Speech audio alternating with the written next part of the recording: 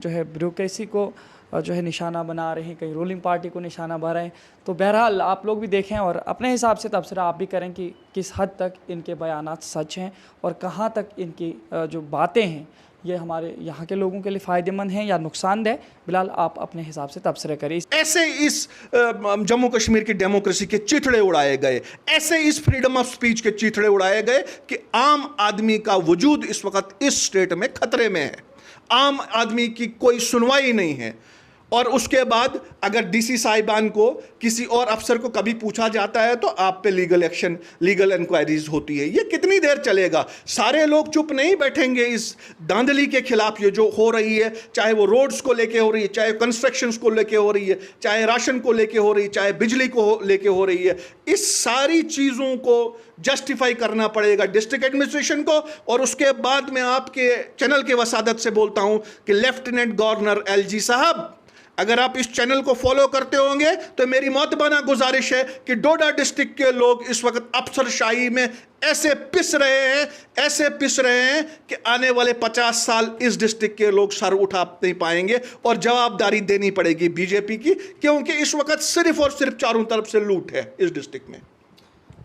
जिस तरह से आप काफ़ी चीज़ें बीजेपी को थोप रहे हैं, और आपको एक और बात बता दूं, जैसे ये है कि यार जहां जिस बीजेपी ने हमें बोला था हम तुम्हें एक क्लीन क्लियर करप्ट सोसाइटी, मतलब करप्शन फ्री देंगे, उसी छाते के नीचे इस वक्त ऐसे बाबूशाही हो रही है। ऐसे एक ऑफिसर डिमांड करता है रिश्वत की कि आप सोच नहीं सकते हो, जमीन पांव से निकल जाती है। तामीराती कामों की है भरमार, घर बनाना चाहते हैं सब शानदार, बिना मजबूती वाले घर हैं खर्चादार, क्योंकि बार बार सस्ता महंगा एक बार।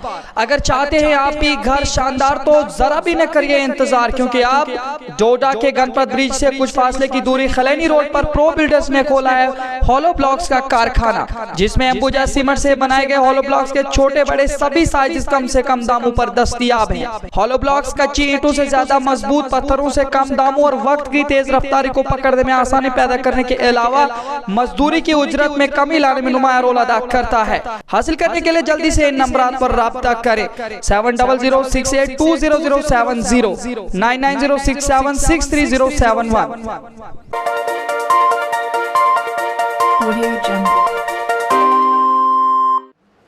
अस्सलाम वालेकुम, आदाब नाजरीन, शिवम चैनल डोडा से मैं आपका मेज़बान इदरीस फलाही। इस वक्त आप देख रहे होंगे मेरे पीछे ये बैनर लगा हुआ और साथ ही में हमारे साथ बैठे हैं जो समाजी कारकुन की हैसियत से भी काम करते हैं ज़िला डोडा में, सईद नवीद हाशमी जी। साथ ही साथ ये रखते हैं वाबस्तगी नेशनल कॉन्फ्रेंस जम्मू व कश्मीर में और ज़िला नौजवान सदर की हैसियत से इस वक्त ये ओहदा संभाले हुए हैं नेशनल कॉन्फ्रेंस में भी। तो कई मुद्दे हैं इस वक्त ज़िला डोडा में जिन पर बहस व मुबाहसा करना मेरे ख़्याल से बेहद ज़रूरी हो चुका है, और इन्हीं तमाम सवालात के ज़रिए से इनसे कुछ जवाबात मतलूब हैं। तो जानने की कोशिश करते हैं इनसे, और पहले इनका इस्तकबाल करते हैं शिवम चैनल डोडा में। नवीद साहब, आपका पहले शिवम चैनल डोडा में इस्तकबाल। शुक्रिया फलाई साहब, शुक्रिया शिवम चैनल का, जो आप हमें हर वक्त लोगों की सर्विस पे रहते हो, इससे बड़ी बात कुछ नहीं है। सेकेंडरी, मैं एज सोशल वर्कर कहो, समाजी कारकुन कहो, या district youth president national conference का कहो, हार्डली मैटर। उससे उन सब से पहले मैं इस शहर का बाशिंदा हूँ, इस डिस्ट्रिक्ट का रहने वाला एक नौजवान हूँ। तो मैं आपका खैर मकदम करता हूँ, शुक्रिया करता हूँ। बहुत बहुत शुक्रिया आपका भी। देखिए, पहले हमें आज आपके पास इसलिए आना पड़ा चूँकि कई ऐसे सवालात थे जो हमें लगा कि आपसे उनका जवाब मतलूब हो। तो मेरा सवाल आपसे पहले ये रहेगा कि जिस तरह से आजकल मैग्नेटाइजेशन का काम चल रहा है, हर इलाका जात में जितने भी गाँव हैं इस वक्त, वहाँ के लिए जितनी भी रोड्स हैं, लिंक रोड्स हैं, उन पे ब्लैक टॉपिंग हो रही है। तो आपको क्या लगता है, जिस हिसाब से ब्लैक टॉपिंग होनी चाहिए थी, क्या वाकई उस हिसाब से हो रही है या कुछ गड़बड़ लग रही है आपको? देखिए, जहाँ तक अभी तक विजिबल है, जहाँ दिख रहा है, और मैं आपके इस बात के साथ ये भी बोलूँ, मुझे आज भी याद है नितिन गडकरी ने बोला था कि हमारा एक मकसद है हिंदुस्तान के अंदर हर दिन 40 किलोमीटर रोड बनना चाहिए। 40 किलोमीटर रोड बनने की बात तो हमें समझ आई थी कि इन्होंने करना क्या, but the secondary thing is that अगर यहाँ ये लोग कहीं पे कोई सड़क बनाने जा रहे हैं, उस सबसे पहले सड़क बनाने का इन्होंने जो मैप तैयार किया हुआ है कि क्या इसकी प्रॉपर ड्रेनेज है, वो तो ये लोग देखते नहीं हैं।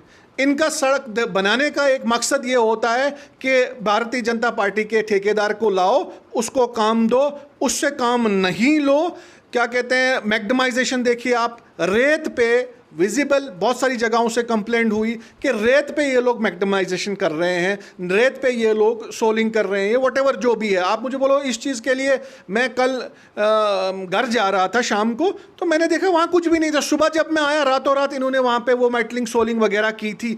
इस चीज़ के लिए एक टेम्परेचर का होना ज़रूरी है ताकि ये चीज़ हो। ये किस एरिया की आप बात कर रहे हैं? ये मैं कर रहा हूँ जो टेकअप पॉइंट हो रहा है भरत रोड से, जो बेवली की तरफ जा रहा है, वाया शाह रोड जिसको हम कहते हैं, उस रोड की मैं बात कर रहा हूँ। जब मैं सुबह आया तो वहाँ पे 10 लोग खड़े हुए थे, सब ने बोला जनाब ऊपर का पानी जब ये आएगा ये हमारे घरों में आएगा। उन घरों का रिस्पॉन्सिबल कौन होगा? क्योंकि जब तक ना प्रॉपर ड्रेनेज हो तब तक सड़क टिक नहीं सकती है। क्या यह चीज़ चीफ इंजीनियर को नहीं पता है? क्या यह चीज़ हमारे सुपरिटेंडेंट इंजीनियर, एग्जीक्यूटिव इंजीनियर को पता नहीं है? क्या यह चीज़ AEE को नहीं पता है? या क्या यह चीज़ JE को नहीं पता है? क्यों ये लोग डेलिबरेटली ठेकेदारों से पैसे खा खा के ऐसे काम करते हैं कि अगर ये एक काम पे 10 लाख रुपया लगाते हैं, उस 10 लाख रुपए के काम को कम से कम 5 साल रुपए निकलना चाहिए, और उस चीज़ को मॉनिटर करना DC का काम है। बिकॉज DC की कस्टडी में ये सब कुछ हो रहा है। DC साहब जब घर से निकलेगा, वो जब देखेगा कि रोड बन रहा है, यार मैं वहां नजर तो मारूं जहां 10 लाख रुपए की या 50 लाख रुपए की रोड बन रही, वो बन रही है क्या नहीं बन रही है? वो सिर्फ दफ्तर में बैठ के DXN से बात करते हैं कि हाँ भाई हो गया हो गया। वो ये नहीं देखते हैं कि लोगों की पेन क्या है। आप शाह रोड की बात कर रहे हो, यहाँ पे ईदगाह रोड और यहाँ से पुराना जो हमारा नेहरू मार्केट था, वहाँ से पैचिंग इन लोगों ने की है 10 दिन पहले। आप जाओ देखो, वो पैचिंग हाथ से उठ रही है। वो जो वहाँ पे लुक डाली गई है, वो उंगलियों से लोग उठा रहे हैं, सड़कों से उठा रहे हैं लोग। अगर इस लेवल का करप्शन हो रहा है तो फिर ये किस चीज़ की दावा करते हैं कि ये डेवलपमेंट है? बट मैं ये सरासर ये कहूँगा इस वक्त कि ये नालायकी डिस्ट्रिक्ट एडमिनिस्ट्रेशन की है, ये नालायकी DC साहब की है, ये नालायकी SP साहब की कि जो एजेंसीज काम कर रही हैं उन एजेंसीज को प्रॉपर मॉनिटर क्यों नहीं किया जा रहा है। नाम तो डेवलपमेंट का हो रहा है, बड़े बड़े काम हो रहे हैं। ये चीजें अगर शहर के अंदर हमारी नाक के नीचे इतनी बड़ी करप्शन है, तो गांव में ये लोग क्या सड़कें बना रहे होंगे? गांव में ये क्या, इनका रेशो क्या होगा? गांवों में कैसे मेंटेनेंस कर रही हो? इन नटशेल इस वक्त रोडों की आड़ में डिस्ट्रिक्ट एडमिनिस्ट्रेशन चुप बैठ के, आंखें मूंद के, कंसर्न डिपार्टमेंट चुप बैठ के सिर्फ अपने घर भर रहे हैं, अपने जेब भर रहे हैं। इनको लोकल आदमियों की, इनको डेवलपमेंट की कोई भी ज़रूरत नहीं है। तो जिस तरह से आपने मैग्नेमाइजेशन और ब्लैक टॉपिंग के हवाले से बात की है, ये बातें तो अभी आप बोल रहे हो, लेकिन आज ही एडिशनल DC और XCN वगैरह ये सब वहाँ पे दौरे पे गए हुए थे और उन्होंने वहाँ पे भी कुछ काम के हवाले से देखा हुआ है। देखो फलाई साहब, वो गए होंगे देखने के लिए, नो डाउट, मैं उस पर सस्पेक्ट नहीं करता हूं, बट देख के जो मुझे अभी तक की इंफॉर्मेशन है, यहां बैठ के अपने रोड की, अपने घर के रोड की बात करूंगा मैं, मौला शाह की बात करूंगा मैं, जिस पे मैं सुबह शाम 3 चक्कर करता हूं। उस रोड को जूं का तूं वैसे ही रखा गया है। D वहां से निकला, वो वहां तक, वहां पे रुका नहीं। XCN जो भी था, चीफ ये था, क्या कहते हैं, AEE था, वो वहां रुके नहीं। वो फराटे से गाड़ियां ऊपर से निकाल के ले गए। उनको पता था वहां लोगों की कंप्लेंट है। वहां पे इन लोगों ने कुछ नहीं किया। ये सिर्फ सरप्राइज विजिट के लिए, मीडिया को दिखाने के लिए आई वाश है और कुछ नहीं है। मगर मैं आपके चैनल की वसादत से ये कहना चाहता हूं, अगर मौला शाह रोड में कोई प्रॉब्लम हुई, इन लोगों ने कोई क्रिएट किया, तो मैं पहला आदमी होगा। फिर लाइन ऑर्डर अगर होगी तो उसका जिम्मेवार DC डोडा होगा और कंसर्न डिपार्टमेंट होगा, चाहे XCN होगा, चीफ इंजीनियर होगा या ठेकेदार होगा।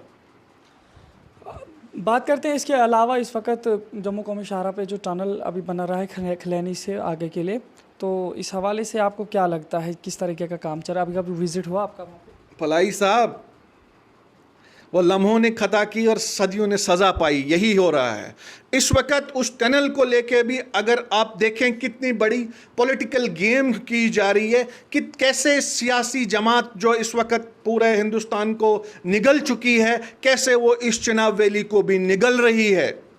वहां पे आप ऊपर से नीचे टॉप टू बॉटम देखिए, बीजेपी का ठेकेदार है, बीजेपी का कंस्ट्रक्टर है, बीजेपी की मशीनें लगी हुई हैं, बीजेपी के इंजीनियर्स लगे हुए हैं, बीजेपी का ही सारा मटेरियल लगा हुआ है। खुदारा मुझे यह समझ नहीं आती है कि जो लोग एक विधान, एक प्रधान, एक संविधान की बात करने वाले थे वो इतने करप्ट कैसे हो सकते हैं। जो लोग इक्वलिटी की बात करने वाले थे वो लोग कैसे करप्ट। मेरे ऑफिस में इस वक्त 50 लड़के रिज्यूम लेके आ रहे हैं कि हम डीसी साहब के पास गए, हमने डीसी साहब को रिक्वेस्ट की कि हमें भी लगाओ जी, वहां पे हमें कोई रिस्पांस नहीं मिल रहा है। उसके बाद जो कॉन्ट्रैक्टर्स थे जो बीजेपी को बिलोंग नहीं करते थे उनको वहां पे काम नहीं किया जा रहा है। अगर किसी को देते भी हैं काम उसको भगाने की कोशिश करते हैं वो। यानी आपके मुताबिक जो इस वक्त रूलिंग पार्टी है, जो भी काम हो रहे हैं, जो भी कॉन्ट्रैक्ट्स वगैरह दिए जा रहे हैं वो सिर्फ रूलिंग पार्टी के लोगों को दिए जा रहे हैं, उनके एजेंटों को दिए जा रहे हैं, दूसरे लोगों को उसमें कोई हक नहीं। एब्सोल्यूट, आप वेरीफाई करें बेवली टू डोडा के कौन राठौर काम कर रहा है, वो किसका आदमी है, वो बीजेपी का आदमी है, एमएलए जिसका भी आदमी, वो आप पता करिए। उसके बाद यहाँ पे जो प्लांट लगा हुआ है, मैग्नेमाइजेशन प्लांट लगा हुआ है वहाँ पे क्या कहते हैं उधर गट के ऊपर, अरनोड़ा के ऊपर, वो किसका लगा हुआ, वो बीजेपी के वालों का लगा हुआ। आप क्रशर्स देखिए किनके लगे हुए हैं, बीजेपी के वालों के लगे हुए हैं। आप ठेकेदार देखिए कौन है, बीजेपी वाले। ऐसा भी होता है ना कि जो रूलिंग पार्टी होती है वो ज़्यादातर अपने ही लोगों के साथ ही काम वगैरह शेयर करते हैं, जिस तरह से पहले कांग्रेस भी इसी तरह करते थे। तो इसमें क्या गलती है? देखिए इसमें यह गलती है कि प्रधानमंत्री ने बोला कि मैं करप्शन खत्म करूंगा। अगर ये लोग दावा करते हैं कि हमसे पहले जो लोग आए थे उनकी प्रैक्टिस गलत थी, वो इज्म पे काम करते थे, वो रीजनलिज्म पे काम करते थे, वो सिर्फ पॉलिटिकल कार्ड्स पे काम करते थे, हम नहीं करते हैं जी। हमारा नारा है सबका साथ सबका विकास। अगर इनका नारा, इनके प्रधानमंत्री का नारा यह है तो ये ग्राउंड पे क्या दिख रहा है? ग्राउंड पे तो हमको सिर्फ इनके काम दिख रहे हैं। आगे इलेक्शन है, ये सिर्फ इलेक्शन के लिए पैसा बटोर रहे हैं, ये सिर्फ इलेक्शन के लिए लोगों को एक्सप्लॉइट कर रहे हैं कि हमारे साथ काम करो, आपको काम दिया जाएगा अगर आप हमको कल को वोट दोगे। ऐसे तो नहीं चलेगा। इस सारी चीजों को ऑनरेबल गवर्नर साहब ने, लेफ्टिनेंट गवर्नर से मैं रिक्वेस्ट करता हूं कि ये जो एक्सप्लॉइटेशन हो रही है सियासत के नाम पे, ये बंद की जाए। वो इंजीनियर हजरात जो इस वक्त यहां पे कॉर्नर टू कॉर्नर इस वक्त धक्के खा रहे हैं, उनको नौकरियां दो, खुदारा उनको नौकरियां दो। ऐसा ना हो कि इस डिस्ट्रिक्ट का पढ़ा लिखा इंजीनियर कहीं पत्थर तोड़ने बैठेगा तो वो पत्थर तुम लोगों की गाड़ियों पे भी पड़ेंगे, तुम लोगों के सरों पे भी पड़ेंगे, जो लोग भी ये इस वक्त करप्ट पॉलिटिक्स चला रहे हैं। उसके बाद हमारे यहाँ हमारा नौजवान, इस वक्त हजारों नौजवान हमारे लद्दाख जांसकर और क्या कहते हैं उधर कारगिल में क्या कहते हैं रोडों पे काम करते हैं पैसे के लिए। क्या उन लोगों को यहाँ पे काम नहीं मिल सकता? अगर ये छत्तीसगढ़ से मंगा सकते हैं लेबर और इंजीनियर्स, क्या हमारे डोडा डिस्ट्रिक्ट में इंजीनियर नहीं है? क्या हमारे डिस्ट्रिक्ट में मैसनर नहीं है? क्या हमारे डिस्ट्रिक्ट में मजदूर नहीं है? जो लोग लद्दाख जाते हैं और लद्दाख से वो आधे लोग टांग तोड़ के आते हैं, आधों की डेथ हो जाती है, आधों को बाकी प्रॉब्लम्स होती है। किसने देखता था? ये मौजूदा हुकूमत ने देखता ना, जिन लोगों ने दावे किए थे। मगर उस टनल को लेके सिर्फ और सिर्फ पॉलिटिकल कार्ड खेला गया कि आने वाले कल में बीजेपी ने डोडा डिस्ट्रिक्ट से जीतना है, डोडा से जीतना है, इसलिए सिर्फ वहां पे उन लोगों को एब्जॉर्ब किया जाए जो सबसे नालायक हैं। इस चीज का संज्ञान डीसी डोडा ने लेना था। डीसी डोडा ने जब वहां पे वो हो रहा था, डीसी साहब ने पूछना, बोला भाई कितने लोकल इंजीनियर्स यहां पे एब्जॉर्ब हुए, कितने लोकल लेबरर्स यहां पे एब्जॉर्ब किए आपने, कितने लोकल क्या कहते हैं जेईज आपने लगाए यहां पे, कितनी मशीनें यहां की लोकल लोगों की लगी ताकि लोकल लोगों को उससे फायदा हो। वो तो है नहीं, वो सिर्फ बीजेपी का। जिस तरह से आप अभी ये पूरा बता रहे हैं, तो आप एक समाजी कारकुन की हैसियत से या एक नौजवान सरबराह होने की हैसियत से आपने इस पे कोई प्रोटेस्ट, कोई एहतजाज रूलिंग पार्टी के खिलाफ किया कि यहाँ के लोगों को, यहाँ के इंजीनियर्स को इसमें जो आप फलाही साहब, 5 अगस्त को इस स्टेट की डेमोक्रेसी को दफन कर दिया गया था। 5 अगस्त में इस स्टेट की जो फ्रीडम ऑफ स्पीच है वो लोगों से छीनी गई थी। मुझे डर लगता है ये बोलने में भी कभी कि मैं प्रेजेंट पार्टी के बीजेपी के खिलाफ बोल रहा हूं, क्योंकि जो इनकी प्रैक्टिस पीछे से रही, मामूली बात पे एनआईए का रेड, मामूली बात पे एंटी करप्शन का रेड या मामूली बात पे पुलिस का रेड पड़ता है। इसलिए ये बात बोलें तो किसको बोलें? ये बात खुद डिस्ट्रिक्ट एडमिनिस्ट्रेशन ने खुद से इस चीज को जस्टिफाई करना था कि यहां डिस्ट्रिक्ट के अंदर बेरोजगारी है, क्या इस बेरोजगारी का फायदा हमारा बेकार नौजवान, बेकार इंजीनियर, बेकार मैसनर ले सकता है या नहीं? ये तो डिस्ट्रिक्ट एडमिनिस्ट्रेशन का काम था। हमें तो हमारे तो हाथ काट दिए गए हैं, हमें तो सड़कों पे आने की इजाज़त ही नहीं है। तो देखिए इसके अलावा भी आपको मैं एक इश्यू बताना चाहूँगा। जैसे आप बार बार ज़िला इंतज़ामिया को ही कोस रहे हैं, लेकिन कहीं ना कहीं वाकई ऐसा भी दिख रहा है कि ज़िला इंतज़ामिया के गेट पर जो डिस्ट्रिक्ट एडमिनिस्ट्रेशन यानी डीसी साहब जहाँ बैठते हैं उसके बाहर जो गेट है वहाँ पे एक फैमिली है, कई लगभग अब हफ्ते 2 होने वाले हैं उनके, वो वहाँ पे बैठे हुए हैं। न्यूज़ के ज़रिए से भी पैगाम दिए गए, लेकिन उनके साथ बिल्कुल भी वो जो है इंसाफ नहीं हो रहा है। आपने भी वो देखा होगा, क्या कहेंगे इस बारे में आप? देखिए, इस बारे में यही कहना है, ये यही चीज़ दर्शाता है कि जम्मू कश्मीर इस वक्त, जो जम्मू कश्मीर में डेमोक्रेसी नहीं है, जम्मू कश्मीर में ब्यूरोक्रेसी है। ये यही दर्शाता है कि बाबूशाही कितनी मतलब इसकी हाई हेडेडनेस ये दर्शाती है कि एक फैमिली डीसी ऑफिस के बाहर और डीसी साहब, जबकि यूटी में सिंगल लाइन एडमिनिस्ट्रेशन में मजाज हैं कि वो किसी को भी अकोमोडेट कर सकते हैं, किसी को भी किसी भी चीज़ का लीगली कॉन्स्टिट्यूशनली फ़ायदा दे सकते हैं। क्यों वो फैमिली वहाँ पे सफ़र कर रही है? शायद वो बीजेपी के लोग नहीं होंगे, डीसी साहब को उनकी टेंशन ही नहीं है। जहाँ जो डीसी ऑफिस में लोग बैठे हैं उनको बोल के होगा कि यार जिस दिन ये बीजेपी जिंदाबाद बोलेंगे उस दिन इनकी बात सुनना। आप थोड़ा सा साइड हट रहे हैं। आपने डीसी को सीधा बीजेपी का सरकर्दा बता दिया है कि सरासर? मैंने डीसी का सरकर्दा नहीं बता दिया। आप बता रहे हैं शायद वो बीजेपी का बंदा नहीं। मैं यही कह रहा हूं कि शायद वो बंदा जो डीसी ऑफिस के बाहर बैठा है वो बीजेपी का नहीं है। तो इसका मतलब ही यही है कि डीसी बीजेपी का है? नहीं, वो टाइम डिसाइड करेगा। देखो, बात इस वक्त अगर यहाँ पे नहीं है तो सेंटर में तो बीजेपी ही है ना। अगर सेंटर में बीजेपी है तो जितने भी ब्यूरोक्रेट्स हैं तो वो तो उन्हीं के अंडर काम कर रहे हैं ना, चाहे मोदी जी के अंडर काम कर रहे हैं या बीजेपी के अंडर काम कर रहे हैं। कॉन्स्टिट्यूशनली वही सरकार तो है, उन्हीं को अंडर तो काम कर रहे हैं ना। तो हमारा जो ये कहना है, ये क्लेम्स जो है, ये तो या तो ये साबित करें इस चीज़ को कि नहीं हो रहा है, ये मुझे साबित करके दें कि क्या कहते हैं जो टनल खलैनी के अंदर बन रहा है वहाँ पे कितने इंजीनियर्स डोडा डिस्ट्रिक्ट के लगाए, कितने बच्चे लगाए गए, कितने मुलाजिम हैं, कितनी लेबरर्स वहाँ पे, साबित करके बताए ना। वहाँ उस चीज़ के लिए तो इनको जवाब कोई है नहीं। उसके बाद जनाब अली, जो इस वक्त जितने भी डोडा डिस्ट्रिक्ट के अंदर रोड्स हैं, आप देखिए उनकी हालत। 5 महीने पहले मैक्डमाइज किया जाता है और 5 महीने के बाद दोबारा उसको लाखों रुपया लगाया जाता है। अगर डीसी साहब या डिस्ट्रिक्ट एडमिनिस्ट्रेशन पब्लिक मनी की कस्टडियन है, ये इनके पास जो पैसा है वो सरकार का, वो इन्होंने जायज़ तरीके से लगवाना है, इस्तेमाल इन्होंने जवाब देना है सेंटर को। क्या एक चीज़ के पीछे 10 बार पैसे आएंगे तो गरीबी नहीं आएगी क्या? क्या रेट्स नहीं बढ़ेंगे क्या? क्या कहते हैं, करप्शन नहीं बढ़ेगी क्या? उस चीज़ को किसने देखना है? वो हमने नहीं देखना है, वो ऑनरेबल डीसी साहब ने देखना है कि मेरा डिस्ट्रिक्ट कैसे चल रहा है, मुझे कैसे चल रहा है। अभी एक सवाल और मेरे दिमाग में चल रहा है, जो फूड सप्लाईज वगैरह के हवाले से जो इस वक्त चल रहा है पूरा मामला, आपको क्या लगता है किस तरीके से? देखिए, जहाँ तक कंज्यूमर अफेयर पब्लिक डिस्ट्रीब्यूशन का सवाल है, या ये एक सियासी जगह है। यहाँ पे हमारे पास लोग आते हैं, डीलर्स हज़ारों मेरे पास अभी तक आए कि आप क्यों नहीं बात उठाते हो। हमने उनको यही बोला कि यार हम इस वक्त पोजीशन में नहीं है हम कोई बात किसी की भी उठा सके, मगर इस चीज़ का संज्ञान भी गवर्नर साहब ने लेना था कि यार ये जो CAPD है, अगर तुम लोग डीलर की कमाई खाते हो, डीलर को कमीशन मांगते हो, तो अगर डीलर आपके डिपार्टमेंट से हटाया जाए CAPD से, तो डिपार्टमेंट बचेगा क्या?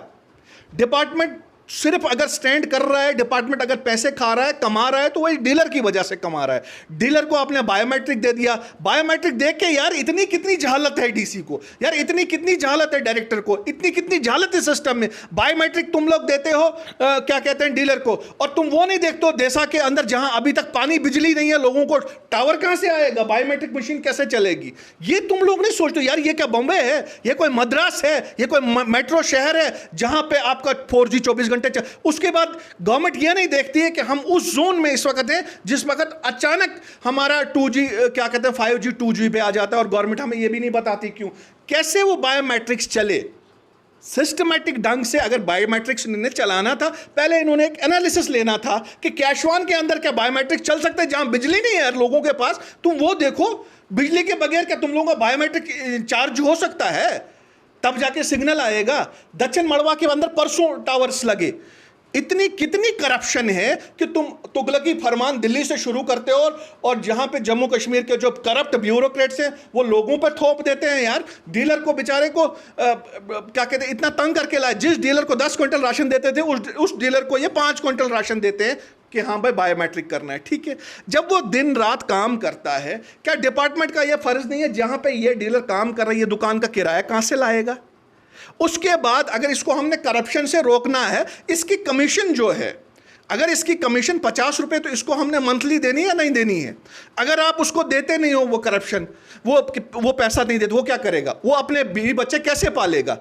उसके बरकस इस डिपार्टमेंट ने उन डीलर साहिबान का 2-2, 3-3 साल की कमीशन दबा के रखी है। ऊपर से उनको बोलते हैं कि अब हमें जी 15% दो, हम जब 20% दो, हम जो 25%।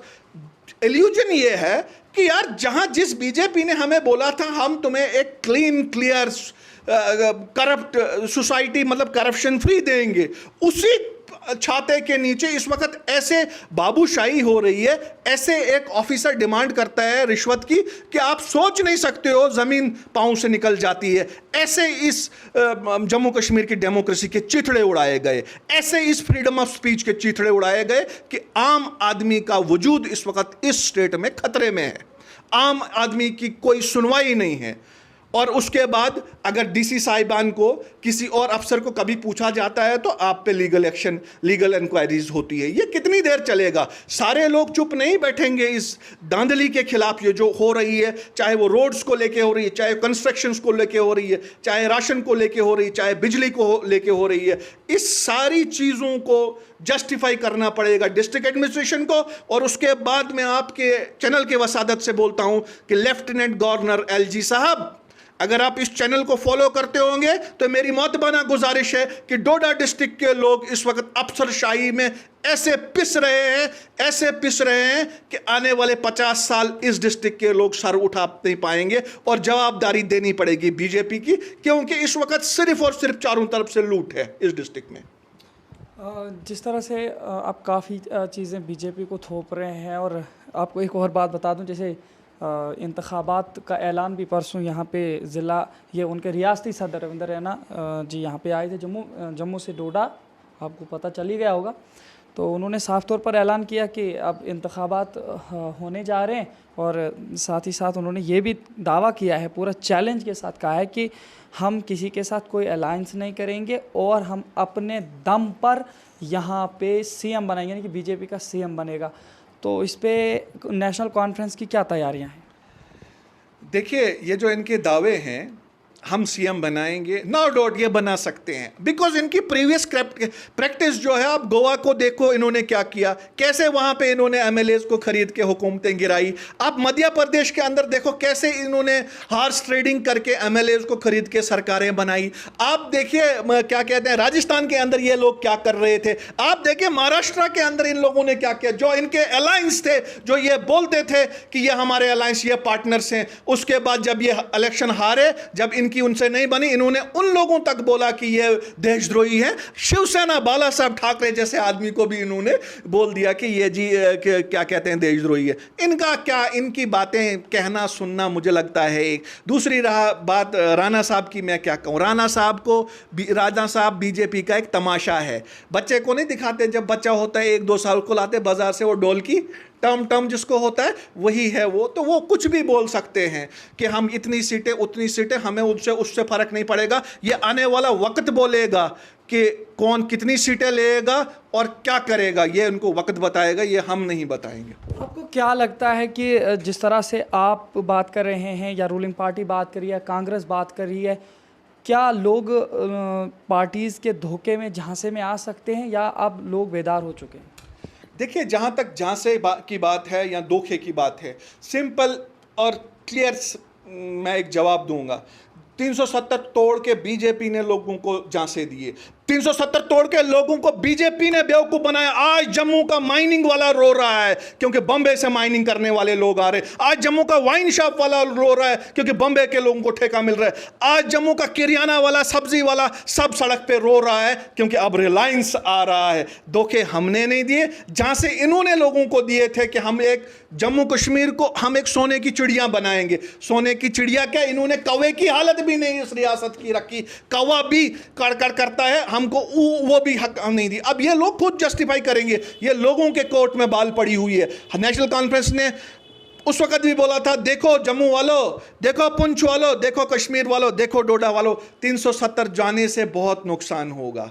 बिना मजहब और मिल्लत मेरा हिंदू भाई भी रोएगा, मेरा मुसलमान भाई भी रोएगा, मेरा लद्दाखी भी रोएगा, मेरा सरदार भी रोएगा। मगर कुछ लोगों ने समझा था, कुछ ने नहीं समझा था। जो दांसे, जो धोखे इन्होंने दिए लोगों को, ये उनका सिला आने वाले कल में खुद भुगतेंगे। हम तब भी सच बोलते थे, हम आज भी सच बोलते हैं।